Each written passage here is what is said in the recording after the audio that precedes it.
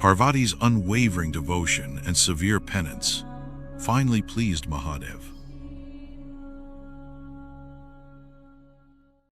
Appearing before her, he granted her the boon she long desired. "Parvati, I accept you as my consort," Mahadev declared, before vanishing into the cosmic realm. Meanwhile, the gods were in distress due to the demon Tarakasura, who could only be defeated by Shiva's son. Upon hearing that Mahadev had agreed to marry Parvati, their hearts filled with hope. Finally, salvation from Tarakasura's tyranny was near. Brahma, Vishnu, and Indra, along with other Devta, arrived at Kailash. With folded hands, they sang praises to Mahadev. Vishnu: "O Lord of Lords, King Himavan is your greatest devotee.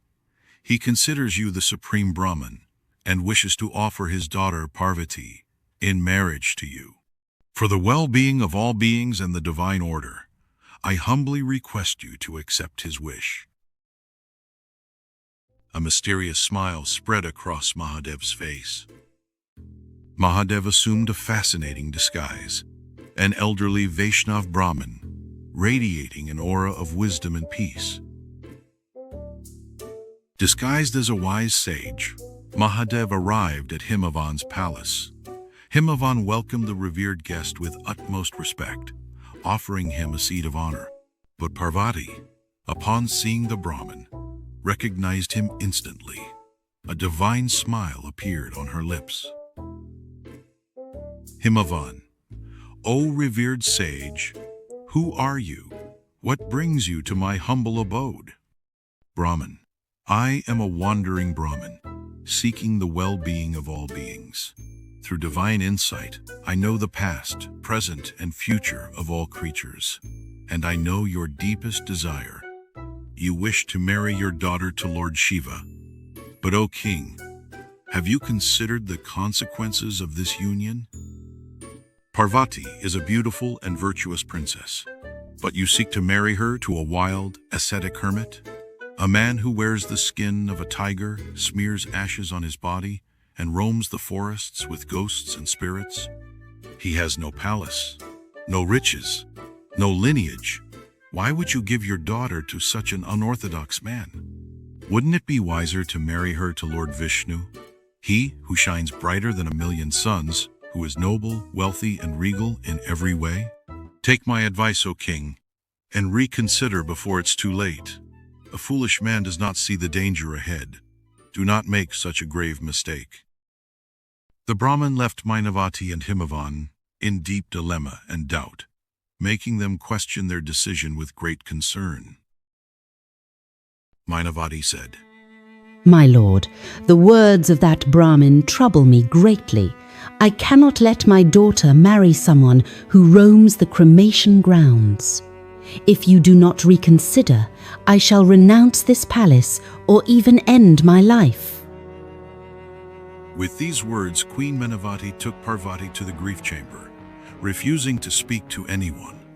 Himavan, the gods, and the celestial beings stood in shock. What had just happened?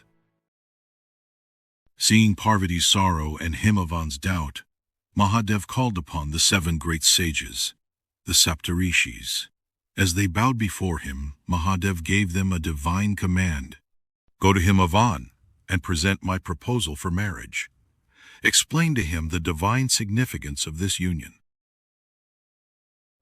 The Saptarishis arrived at Himavan's court, their words carrying the weight of cosmic truth. Saptarishis: "O King, Lord Shiva is the supreme being, the father of the universe. Parvati is the divine mother of creation. This marriage is destined for the welfare of all beings. It is your great fortune that your daughter is to wed the Adiyogi himself." At that moment, the revered sage wives Lopamudra and Arundhati arrived to console Queen Mainavati. "O Queen, why do you grieve? Lord Shiva is beyond all material attachments. He is both formless and with form. Even the greatest gods bow before him. Why do you resist this divine marriage? Hearing the wisdom of the sages' wives, Manavati's mind began to change. She followed them to Himavan's royal court, where the Saptarishis continued to speak.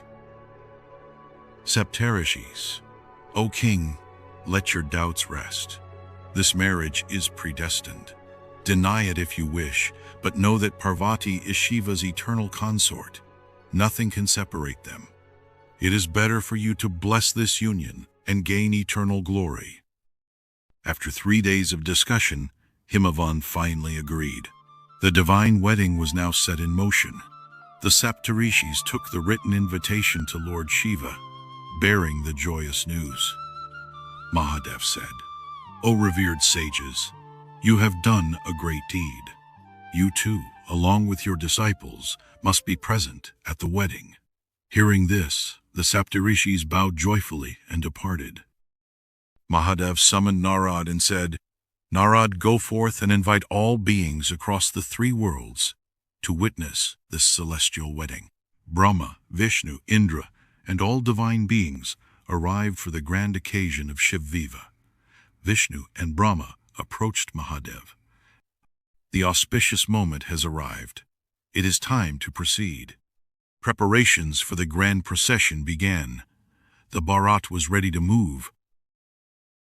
अगर आपको हमारी ये कहानी पसंद आई तो video को like और subscribe करना ना भूलें। साथ ही ऐसी और रोमांचक कहानियों के लिए बेल आइकन को जरूर दबाएं।